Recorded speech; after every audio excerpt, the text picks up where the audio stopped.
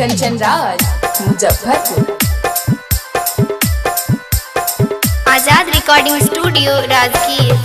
कनवा के बाली दिलियो गलवा के हार गे, कनवा के बाली दिलियो गलवा के हार गे।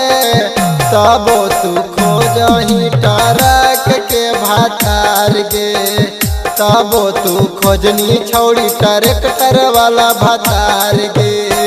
एक साथे घूमा हलियै राजगीर बाजार गे, एक साथे घूमा हलियै हिसुआ बाजार गे। तबो तू खोजही तू टेम्पू वाला भातार गे, तबो तू खोजनी छौड़ी टोटो वाला भातार गे। एक साथे घूमा हलियै हिसुआ बाजार गे। डीजे कंचन राज मुजफ्फरपुर। गे छौड़ी चाट खिलैलियो चौमिन खिलैलियो तब भूलैनी गे। गे छौड़ी ड्राइवर पटैनी हमरा भूलैनी काहे तू कैनी गे। गे छौड़ी चाट खिलैलियो चौमिन खिलैलियो तब भूलैनी गे।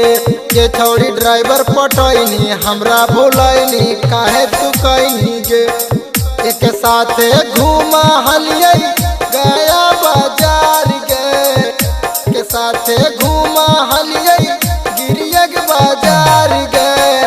तबो तू खोजही छौड़ी टेम्पू वाला भातार गे, तबो तू खोजही छौड़ी ट्रक वाला भातार गे। एक साथे घूमा हलियै गया बाजार गे। डीजे कंचन राज मुजफ्फरपुर। आजाद रिकॉर्डिंग स्टूडियो राजगीर। गे छौड़ी होते अंधरिया मिले ले आवा हनी रहड़िया में गे। ओढ़नी बिछा के मजा मरल कौ लल्लू बिहारिया गे। ले आवा हनी रहड़िया में भूल गे नी गे छौड़ी भूल गे नी गे। हे गे भूल गे नी गे छौड़ी भूल गे नी गे। जाके लल्लू बिहारी के गोदिया में छौड़ी झूल गे नी गे।